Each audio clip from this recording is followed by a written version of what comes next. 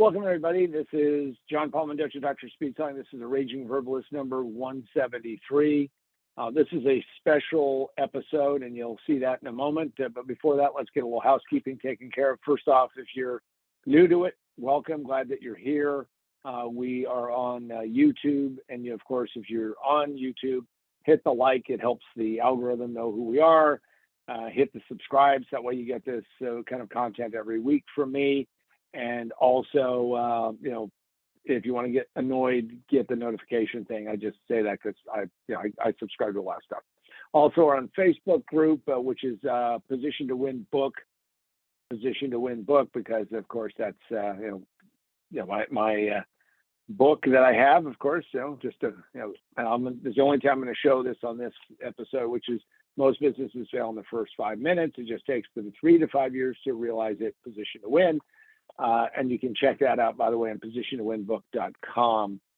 Now, this is a kind of a special episode, not necessarily a happy episode. And it's one that I debated a lot inside of my head. Should I do this one or shouldn't I do this one? So we just need to just dive right in. And it's about a serious topic. Usually I talk about things. I have a sarcastic tinge to what I do and all of that. And I have a rant, but in this case, this is something that is a really serious topic. And let's just dive in. And because it's a serious topic, and it is what is probably the hardest one I've ever done. Again, I'm a raging verbalist. I talk a lot. I'm that kind of guy. So, with that, let's get right to it. So, this is all about a mental health issue in crisis and what happens to people. And this is a real story. This happened to me, my family. It's something that I went through, and it's just one of those kind of amazingly bad circumstances of what happened. So let me set the stage for you and how we got here. So and because of this, hopefully I'm going to be able to make it through. And with that, let's just dive in. So. It's April 15th, it's 1983. That's just shy of 40 years ago. And I was at my parents' house. As I was sitting at my parents' house, the phone rang, and I got the worst phone call of my life. I am a phone person. I use the phone a lot. And the phone rang, and I don't know how else to describe it, but when I touched the receiver, I felt this sense of dread or doom, this energy that was going on. I hadn't even picked it up yet.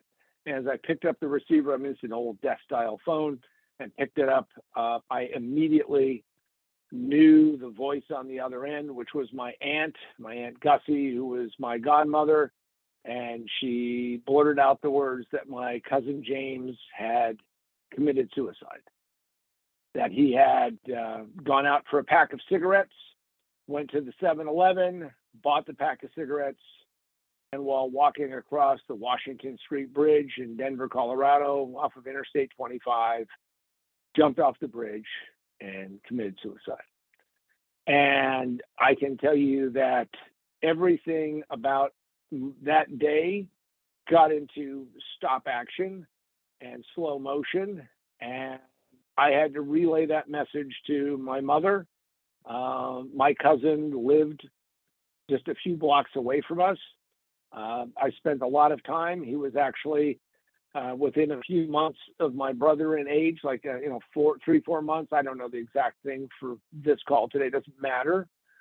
And he had just turned 30 years old. And it was devastating.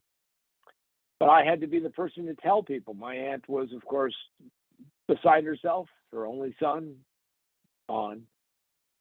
And, it was a terrible circumstance, a terrible day from that point forward. Now, what had happened before that is that I ended up, the day started out as great a day as it was ever going to start out, which is I had been working and pushing to get a job in high tech. I had been working as a manufacturer's rep the company that got me into high tech, and I wanted to go direct. But the company that I wanted to go direct with said, John, you don't have the experience. I was less than a year into selling high tech. Would I have done the same if I were them? Probably, but it didn't matter because I was an ambitious guy, a driven guy.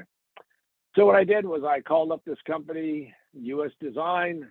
They were out of Maryland. I said, you need to hire me. I'm the guy. Pitched, worked my ass off, and this guy called me on the phone early in the morning and said, we've selected you. Let's work out the compensation plan. And I was riding on a high because I can tell you that I had just snagged this amazing opportunity, done something that I never thought was going to happen. Maybe I knew it was kind of happening, but it was probably never going to happen. And this guy, Earl Decker, actually, it was a different guy. Earl was another guy who called me later in the day from the company. But this guy called me up and said, hey, we're giving you the job.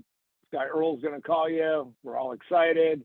And, make sure that, we're going to FedEx you the offer, sign it, and, we're going to go from there. And I was actually in a celebratory mood. I was sharing that with my mother. My father was working, and the phone rings, and the day just turned to shit.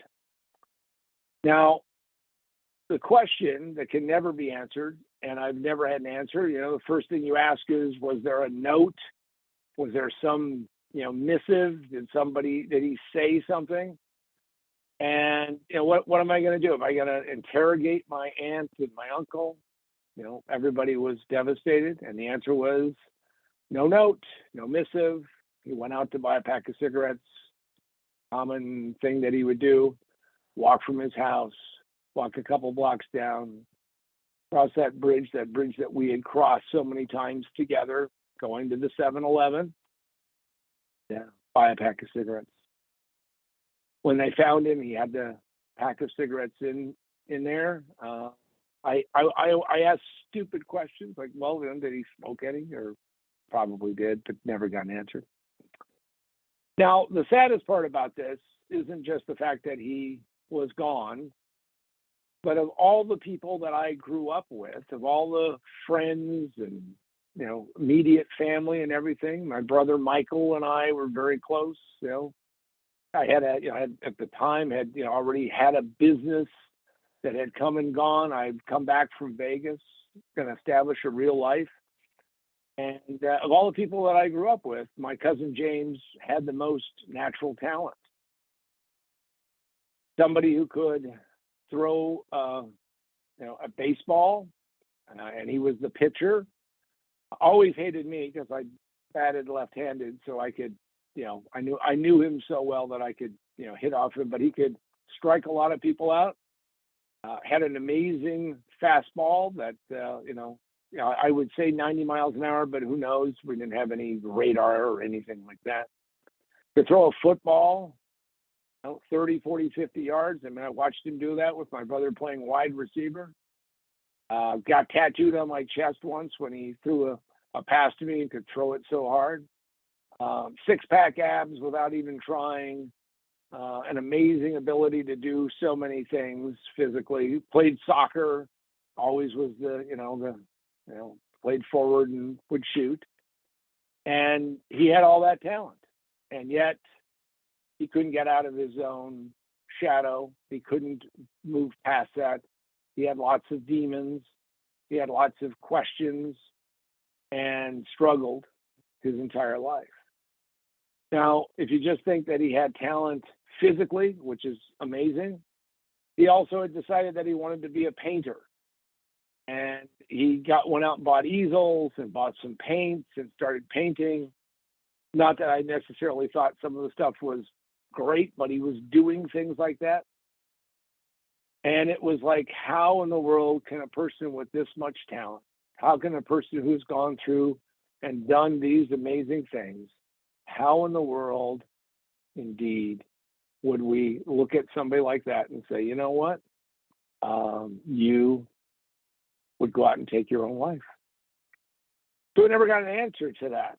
And got a hold of my brother, told him, he and I cried and wondered and talked about it.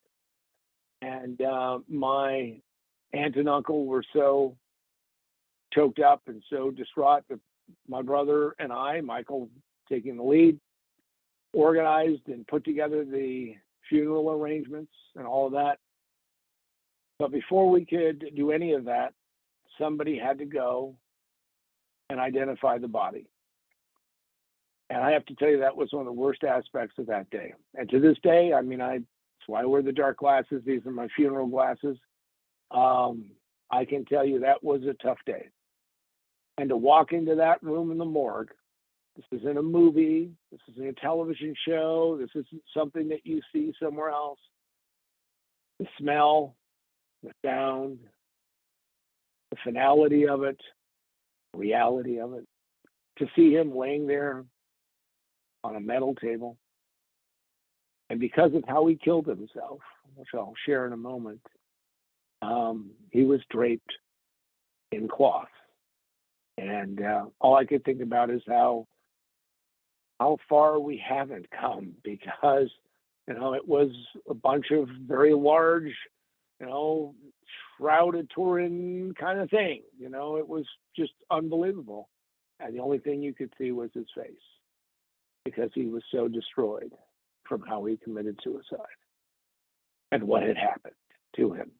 And here this guy, 30 years old, who I had looked up to, always thought of him as being the one that was going to do the best, do the most, excel beyond all of us in this group that we were in. The hardest thing about it was that when you looked at him, and there he was, never going to hear his voice again, never going to talk to him again, never going to go and have some fun with him again. In fact, I used to go and he and I would go out and play pinball together. Guy was great at playing pinball. I would tilt the machine just a little bit and the machine would go tilt.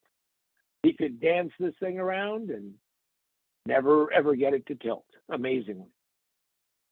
And here he was gone. And I thought about all those days that we had spent together in our youth.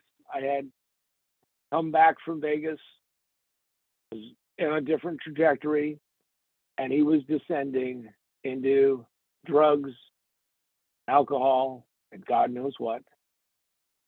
And I tried to do some things, but obviously it wasn't enough.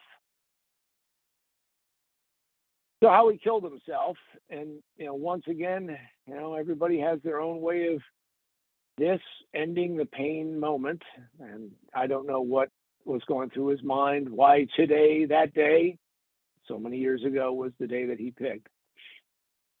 But he gets on that bridge, and no, they didn't have fences to stop you, and they didn't have all of those things that were there.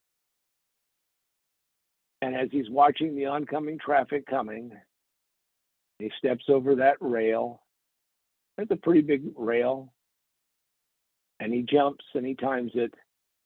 And he came right through the front windshield of a delivery truck and killed himself. One of the terrible parts about it was the fact that not only did it kind of make the papers, because, this was, he didn't bounce off of the truck. Even then, he stuck the... And one of my big regrets is that the name of the driver was in it, in the article. We knew who this guy was. And I never, ever got the courage to go and see that guy, call that guy and say, buddy, it wasn't your fault. Never was your fault. You were in the right place at the wrong time. And that was always a tough one. And as the years went on, I said, I'm not going to ever do that. You got to sometimes just accept that shit happens, and that's the way it goes. Now, here's why I'm doing it today. And that is, if you know somebody that's close to you, if you know anybody that you meet that may be in this kind of particular state of mind, and you need to do whatever you can, hopefully you're up for the task. We never figure out how to do that for him, but do what you can to stop them, because he missed out on 40 years worth of incredible life that we would have had together, he and my brother and I and friends. So many of us have gone on to do so many amazing things. So many of us have traveled the world, hopefully made a difference. What would he have accomplished if he had just made a different decision that day, had another cigarette, and in fact, went home?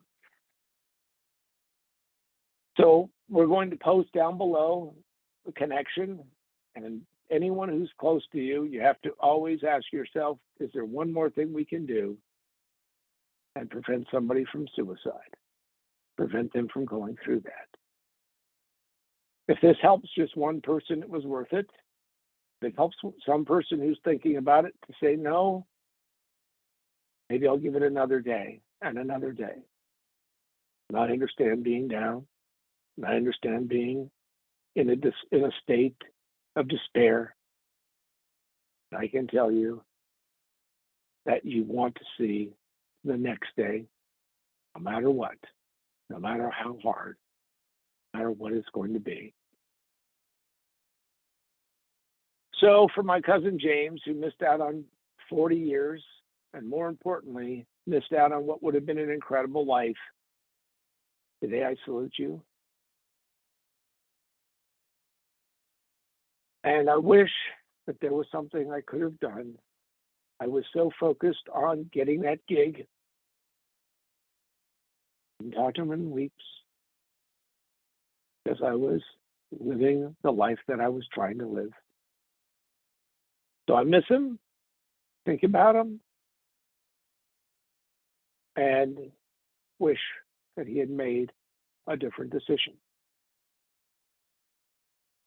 So this is John Paul Mendoza, Dr. Speed Selling, the Raging Verbalist, saying, always go that extra step, mile, whatever distance, to protect those that you know and love, so you can at least know that you get there. If you're ever in despair, make sure to reach out, continue to reach out, and hopefully today or tomorrow will be a brighter day. Thank you, everybody.